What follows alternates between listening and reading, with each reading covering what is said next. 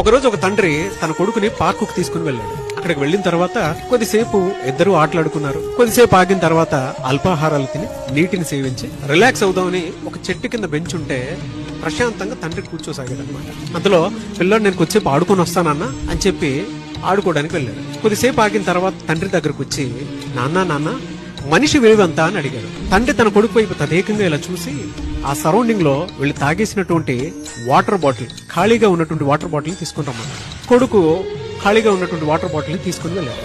Water bottle ఇలా చూపించి ఈ ఖాళీగా ఉన్నటువంటి వాటర్ బాటిల్ విలువెంత అని అడిగాడు తండ్రి. కొడుకు దీని విలువేం లేదు నాన్న అని అన్నాడు. అదే ఇందులో వాటర్ పోస్తే దీని విలువెంత అని అడిగాడు. 20 రూపాయలు నాన్న అన్నాడు.